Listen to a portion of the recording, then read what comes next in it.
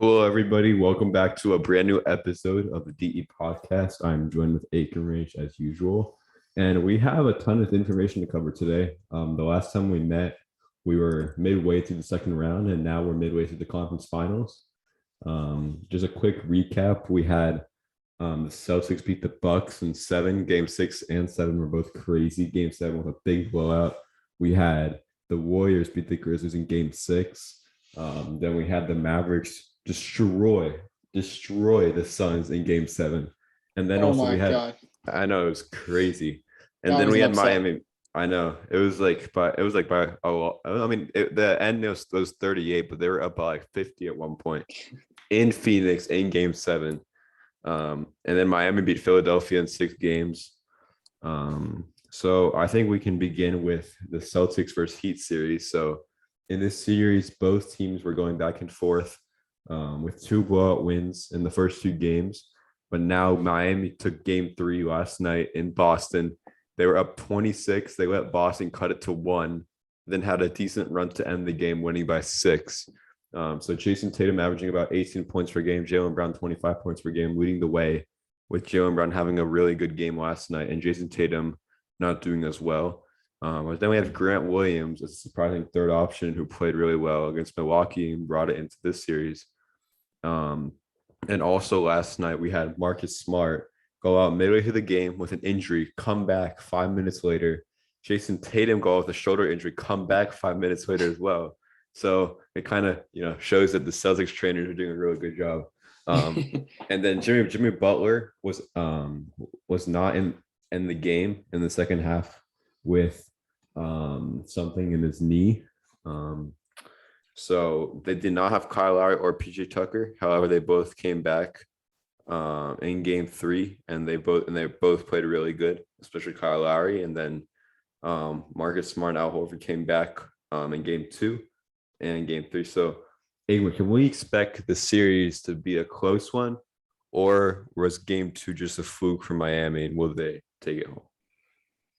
Well, I don't think something like game two is going to happen again, where like the Celtics literally they shot 50% from the field, 50% from three, and 90% from the free throw line. Like they had an insanely historic shooting night. So I don't think something like that is going to happen again for the Celtics. But I don't think it's a situation where we have, oh yeah, it's just going to be the Heat are going to win in a gentleman's sweep in 5 or something like that. I think that we saw what happened. The Celtics cut the lead down to almost 1. I think that if Jason Tatum didn't have such a terrible night, they would have probably won this game, especially with no Jimmy Butler. So I feel like everything about this game just tells you that it's going to continue to be close going forward. And I think that game 4 at least, they'll probably take it. And going into Miami, it'll be 2-2. So I don't think it was a fluke. What about you? Yeah, I don't think so. I think, game 2, obviously Boston played good, and it kind of like yesterday kind of proved like without Tatum, your team still they still had the chance to almost beat Miami. It was at home, so they were expected to win, but hopefully they can make a good comeback in game 4 and take it. And we'll also see what happens with Jimmy Butler, if he's going to be out or if he's going to be back. But I Yeah. think, it's kind of hard to decide the winner because anything can happen. Like we've seen so many blowouts, and we've seen a lot of comebacks in every single series in the playoffs, coming from the Celtics, the Warriors, like both of those teams. So I think it would be cool for like a Celtics Warriors final, because you can never expect it. You don't know what's going to happen, especially if the team goes up in the first half. You don't know if they're going to come back. Um, so I think that for like the Warriors Mavericks series, we can give a short recap on that. And the Warriors lead the Mavericks 2-0 after game 2. The Warriors got a nice comeback win, down 19, came back and won. The Warriors had 4 players averaging over 10 points per game, which contrasts with the Mavs, where Luka's Oh averaging a my lot. God.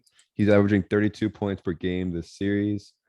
So in terms of his performance, it's a really good performance. But obviously, it's kind of goes back to the Phoenix Suns series, where you have to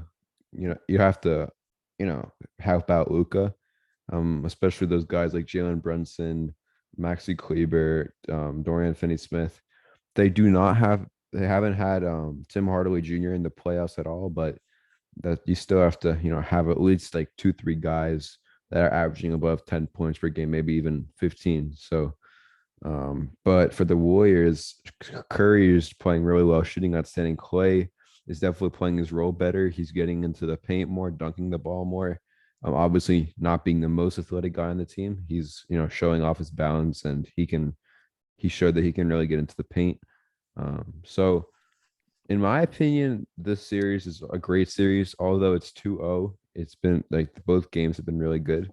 And the Mavericks are in the same situation as they were against Phoenix. You're down 2-0, you're going to Dallas. Like, what's going to happen? So I think that the Mavericks can, have a chance. They just need to do what they did against Phoenix, where Luka and Brunson both show up, and then you have those like Dorian Finney-Smith playing decent, like what he did in games 3 and 4 against Phoenix. So the Mavericks really need to bring, everybody to play well, not just Luka, because everyone knows Luka's probably going to drop on another 30 points tonight. So Yeah, easy. yeah, Yeah, I agree. I think Jalen Brunson had a really good game in game 2. He scored 31 points, or 32 points, I think. So that was really good from him. The Mavericks literally had that game. They were up by so much. yeah, But of course, it's the Warriors. I still think the Warriors are probably going to win in 5, maybe 6, because I mean they're not Chris Paul. They're not gonna end this series. I don't think. I don't think that they'll choke this series lead, being up 2-0. And I think the moment that they steal a game in Dallas, which they probably will, either tonight or game 4, I think that they'll have the series in the bag. But I mean, I really don't want the Warriors to win the title, because like it's great if they do, but I really want like somewhat of a new team to win. So like maybe because you have you don't want like the Warriors winning every. I mean, the last few years have been really good because you've had like the Raptors, then the Lakers, and then the Bucks, especially the Raptors. That was like the best year ever. it was a pretty good year. Yeah, totally not because I'm a fan of the Raptors, but no, but I mean, I love Steph Curry. I love Klay Thompson. It would be cool for the Warriors to have that story where, heartbreaking loss in 2019, the worst team in the league in 2020, improvement in 2021, lost in the plane, but then go and win the title, with so many struggles with Klay Thompson having his injury, Curry having his hand surgery. But again, I think with all these 4 teams, each player deserves a ring. I think that, Tatum deserves a ring, Jimmy Butler deserves a ring, Luka deserves a ring, Curry. I mean, everybody does, but the Mavericks, they're such a young team. So even if they lose, I think they still have, a really strong chance in the future to take it. And then also the Celtics are decently young. And the Heat are so. I mean, Kyle Lowry came to Miami from Toronto to win a ring. So I don't want I don't want the Heat or the Warriors to win, because if Miami wins, then everyone's going to say Kyle Lowry made the right decision. He left Toronto, he got what he wanted, but I don't want people thinking that. So I'm really rooting for the Celtics. But again, like I'm I'm not. I mean, I'm not. I mean, I think I'm out of all 4 of these teams, I follow the Mavs more because Luke is like one of what if not my favorite player in basketball right now. Um, so yeah, I mean, if you want me to say my prediction, I think that the Warriors will win the West, and for the East, it's tougher because the series is so close. But I think if Jimmy Butler is out, then I think Boston will take it. But even if he's in, I mean, you never know. It's one of those series where it's so unpredictable what can happen. So, Yeah. we literally saw like there can be a game where Jason Tatum goes off. There can be a game where Jason Tatum plays terrible. There can be a game where Jimmy Butler plays like absolutely terrible. Like Bam Adebayo was so impressive last night. He Mhm. he literally had like 16 points in the first 2 games, and then he had 30 in the third. So it can really show that the series can be super close. But I'm okay with whoever. Yeah, I think I kind of agree with you. I really, especially since this year, like you didn't have the Lakers in, didn't have the Nets in. There was a lot of like I would say newer teams and like newer players, like the Grizzlies or the Nuggets or I guess The even the Pelicans. Suns, the Pelicans, Yeah. all these guys. that are normally not in the playoffs or normally not high seeds. That because it was so new, I kind of want one of those teams to win. Obviously, a lot of them are eliminated, but like it would be nice if um, the Mavs one would be nice. And I also would like the Celtics to win, even though they won so many titles. It still feels different because like it's Jason Tatum, Jaylen Brown, and I really like Jason Tatum also. But I think that a really good, really weird series, or like interesting one would be Celtics versus Mavs. Like I Yeah. wonder who would win that. I think the Celtics would, but it would be cool. It would just be cool to see Luka in the finals, honestly. Yeah. I think it'll be cool because the last time they played, Lucas scored a game winner on them. So they had already showed that they're super competitive against each other. But I think kind of speaking of like those like low teams getting into the playoffs. I mean, we can move on to the draft. The NBA draft lottery results have come in, and we have the Orlando Magic, the worst team in the league, getting the number one overall pick. We have, Houston getting the number 3 pick. I somehow forgot who got the number 2 pick. Yeah, I don't remember who got the number. I think it's the Pistons. Um, so, I mean, the same 3 teams as usual who get those 3 picks. But what do you think about, you know, like the Magic? Like, who are they? Like, are they gonna pick Chet Holmgren? Are they gonna pick Jabari Smith? Who do you think they're gonna pick? I think that I feel like either one could. Any of the three, honestly, like Chet Holmgren, Jabari Smith, or Paulo Banchero, like all of them could be good for. I mean, they have Jonathan Isaac, who's been injured, so we don't know how he's going to play. Mo Bamba, and then they have Cole Anthony at point guard. But since none of the top 3 picks are going to be point guards, I think they're pretty good. They could pretty much draft into any position, honestly. Honestly, they should do Chet. I feel like that'd be cool. I think that'd be good for them. I think like I saw what he said about like they asked him who's going to be the best player in the NBA, and he said that it'll Yeah, be me in 2 months. Um, yeah, and I just like when people do that. I like when they're really almost not cocky, but like somewhat confident. arrogant, confident. Yeah, Yeah, confident is the word. It's good. I like that. So I think they should draft Chet.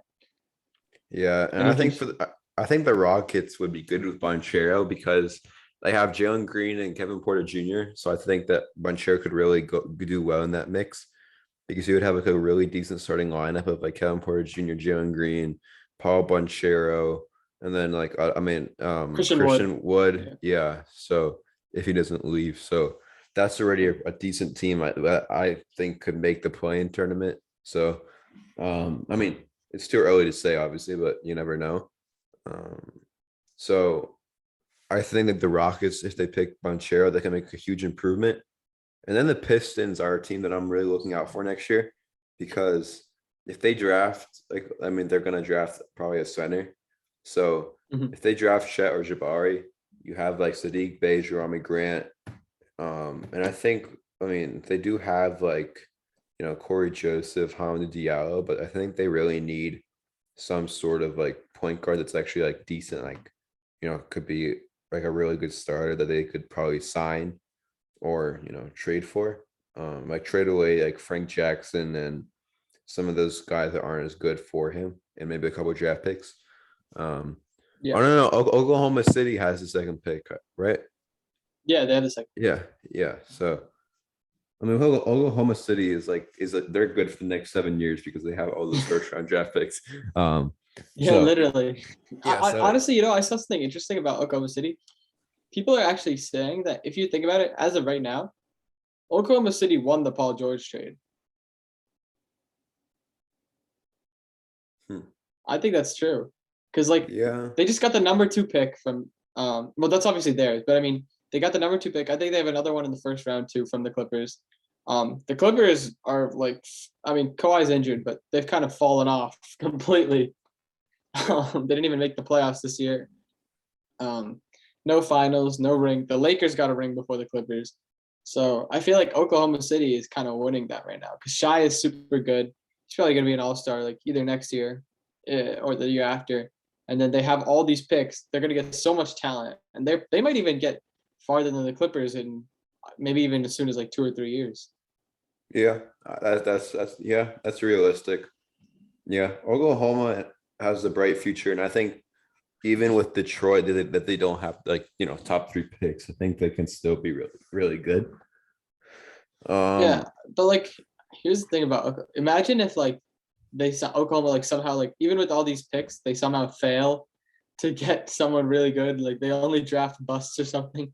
That would be Yeah, crazy. that'd be hilarious. Yeah, uh, yeah, that'd be funny. But um, I think one more move that can go is like the head coaching stuff. You have like the Lakers who are obviously trying to find a new coach. They now have 3 finalists. They have the current Warriors assistant Kenny Atkinson, the Bucks assistant Darvin Ham, and then Terry Stotts, who was the former Portland Trailblazers head coach. And then Frank Vogel is probably a realistic target for the Charlotte Hornets. Um, so what are your thoughts on that? I think that like I also heard that Darvin Ham, apparently LeBron, reportedly, not confirmed, reportedly LeBron is like really pushing for Darvin Ham to be the head coach of the Lakers. So that's interesting. But I don't think that changing your head coach is going to do anything for you when if you still have Russell Westbrook, Carmelo Anthony, Dwight Mhm. Howard, and all these guys starting and like off the bench for your team. So, I mean, I don't. It's great if they switch out their coach, but it's really their rosters that needs fixing, not the coaching. Right, right.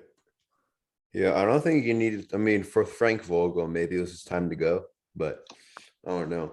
Um, but I don't know because the Lakers. There are also rumors that Nick Nurse could be the head coach for the Lakers, and then I remember seeing Masai Ujiri do an interview, and he said they could like he made this funny joke. He was like saying, "I dream of many things. Like I dream of having Kobe Bryant on my team, and the Lakers had that dream of having Nick Nurse." So yeah, it's not gonna happen. It was kind of funny. So Yeah. based on that, Nick Nurse is not leaving Toronto. But I think we had a good season. But one more thing over the past couple weeks that was really shocking was Patrick Beverley. So Patrick Oh my Beverley God. completely torched Chris Paul in a morning show appearance for the ages. So he appeared on Get Up from ESPN and First Take shows on Monday after Chris Paul and the Phoenix Suns suffered a 33-point blowout to the Mavs in Game 7 of their Western Conference semifinal series. And Patrick Beverley did not hold back while explaining that the veteran point guard can't guard and said he's not the only player in the league who feels that way. And he said that like nobody's worried about them. And and actually coincidentally, Patrick Beverley was one of the pieces the Rockets used in a 2018 trade that landed them Chris Paul from the Clippers. And he said, don't get it twisted. He can't guard. He can't, and everyone knows that. CP can't guard anyone, man. Everyone in the NBA knows that. And I don't know. He said give him the Ben Simmons slander, and he called him a cone. A cone.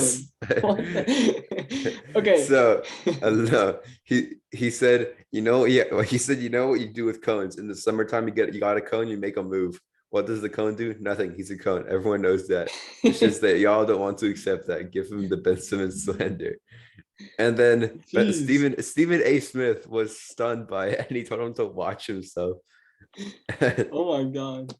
Bro, And here's the then thing about like Patrick Beverly. oh, and then one more thing. And then Patrick Beverley says the Suns. So in the Game 7, they benched DeAndre Ayton. He said they benched the wrong person. They should have benched Chris Paul over DeAndre Ayton. So he was completely trying to roast him and stuff like that. Oh my God.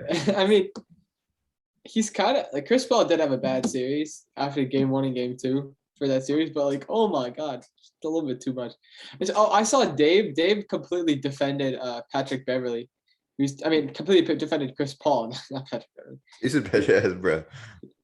He was literally talking about how Patrick Beverly like should not be talking and like why is he hating on Chris Paul so much after he's done so much. So I don't know. I Yeah, feel and, like and and and then when Patrick, and then like I saw like an Instagram post where like Damian Lillard said like he tweeted like why would he do that? And then I kind of saw a video where remember like last year when they played in the conference finals where Patrick Beverley shoved Chris Paul to the yeah, ground. I don't know. I feel like that might kind of be connected. I don't know why. Patrick Beverly is like beef with everybody though. He's like beef with LeBron, Kevin Chris Durant. Paul, Kevin Durant. Like probably Steph Curry too. He I probably remember he probably has beef with his own teammates. exactly. Like I remember right after the Clippers got Kawhi and Paul George, and then they played the Warriors opening night. Patrick Beverley said, "I got the next 5 years," like the Clippers and him, and and now here we are, almost well, not 5 years, but like 3 years later, and we can see the Warriors in the Western Conference Finals, and then Patrick Beverley is sitting at home or Yeah. in Cancun. Yeah, So after blowing like 225-point leads to the Grizzlies. literally. Yeah. So I mean, he's just like he's a funny guy though. He makes it entertaining. Honestly, I like that he does Yeah. that stuff. Like even though he's okay. Actually, here's a question: do you think Chris Paul like deserves some of that slander though? Because he has like choked so many 2-0 leads, 3-1 leads. Like he's choked a Yeah, lot of I mean, games. I've seen all the like the posts where it says how like it shows all the years that he got how he blew the leads, but like Chris Paul in 2018, they played the Warriors. He got injured in Game 6, and they were supposed to win the entire series. And Mhm. they probably would have, even though I was like cheering for the Warriors in that series. I still think that the Rockets would have probably won if Chris Paul didn't get injured in that Game 6. Um, and then also, I mean, they lost the Jazz in 7 1 year. I think that was 2017. And then Chris Paul made to the finals, blew a 2-0 lead, just blew another 2-0 lead. Yeah, I mean, but you can't blame Chris Paul for everything. I haven't looked at his stats, so I can't really tell you if it's his fault or not. But one man is not. I mean, unless you're literally the best player, which I think Devin Booker is the best on the Suns all time. Yeah, Chris Paul, but Devin Booker is currently the best there. And then you have so many up and coming stars like Mikal Bridges, Cameron Johnson, DeAndre Ayton. So I think the Suns are still fine. I think that they have a bright future ahead of them. So I don't think they have anything to worry about. I just think that they need to win a ring ASAP for Chris Paul, and next year has to be the year that they do it because Chris Paul's probably going to retire if they don't win. Yeah, but here's the thing. I feel like they made DeAndre Ayton mad also because Monty Williams benched him, and then he said it was an internal matter or something. And I feel like isn't DeAndre Ayton is supposed to get a contract this summer, so I wonder if that might sway him a little bit. Since the fact that like his own team literally went, oh hey, yeah, we're gonna have to bench you in the most important game of our season. So I don't know. They might even have a situation where they kind of lose an important piece, to somewhere else. Yeah. And Monty Williams did win Coach of the Year. So, I feel like all the coaches of the year like never do that well in the playoffs. yeah, I mean, like 2020, like Monty Williams won this year. Who won Coach of the Year in all these years? Like, Dwayne Casey won Coach of the Year, and then they got swept shut by up. LeBron. I remember that. We don't talk about LeBron toe anymore. We don't talk about that. But Tom Thibodeau for the New York Knicks won in 2021. I just think that Coach of the Year does not mean that you're going to go win the championship. I kind of think it relates to MVP and most improved player in a way because the Knicks came out of nowhere and made the playoffs. 2020 Nick Nurse Toronto Raptors they lost Kawhi. They still made second round, almost conference finals, lost in Game 7. 2019 Mike Budenholzer. The Bucks came from barely make the first round to pulling a 2-0 lead in 2019, but still making the conference finals. 2018, actually, yeah, Dwayne Casey. I don't Yeah. know. Mike D'Antoni makes sense for the Rock. 2016, Steve Kerr makes sense for the 73-9. The Hawks in 2015, and then Greg Popovich, George Karl, Greg Popovich. I don't know. Yeah, so I think kind of corresponds to most improved player and most valuable because your team still has to do well. But again, like the Knicks came out of nowhere to the first round, you could still win Coach of the Year if that happens. Yeah. If the Magic make the playoffs next year, then probably their coach is gonna win or be a top 3 candidate because they came from not I don't even think they won 20 games in the season to making the playoffs. So it's definitely a huge improvement. That would be funny if like one of these years every single team gets like 30 wins and then like their teams have like 35 wins and make the playoffs. That'd Also, be it's like funny. super level, and like there's no Yeah. super high seeded teams. That would be crazy, but that would be so much fun. Yeah, that'd be funny. And like, oh yeah, did you hear about this thing with the NBA? They said that they might add a mid-season tournament. Like they're really pushing to it. Yeah. Like I know they've talked about it before, but Yeah, I saw that's the not Adrian Wojnarowski, the other guy, Shams NBA posted it. I saw that. yeah, I don't know. I don't know how that would work out. It'd be so weird. You know what they should the mid-season they should just have it for like all the teams that are at the bottom of the league halfway through the year should just have a tournament, and then like they should just have like a special prize, like a play-in spot or something for them. Yeah, I'm confused on what the midseason tournament is gonna like, what they're thinking about doing. I'm kind of curious to see what they're gonna do. Yeah, because it could be like, I feel like it'd be pointless if you just give them. I don't even know what you'd give them. That's the thing. Yeah, exactly. So it'll be exciting to see what the NBA does with that decision. And yeah, I think it's gonna be exciting for that. All right, guys. I think that's gonna wrap up today's episode. Thank you guys for watching. Hope everybody enjoyed. Make sure to like and subscribe on all the platforms: YouTube, Instagram, everything wherever you watch. And we're gonna be posting more frequently on, because it's the summer now. I'm done with school. I don't know if Ekamresh is done with school yet. Still have one more month, but it's like whatever. Yeah, because you're a senior, but yeah, but yeah, guys, please leave a comment down below on what you guys want us to post on on all platforms, what type of shorts you guys prefer, and so on and so forth. So with that being said, me and Ekamresh will see you guys next week.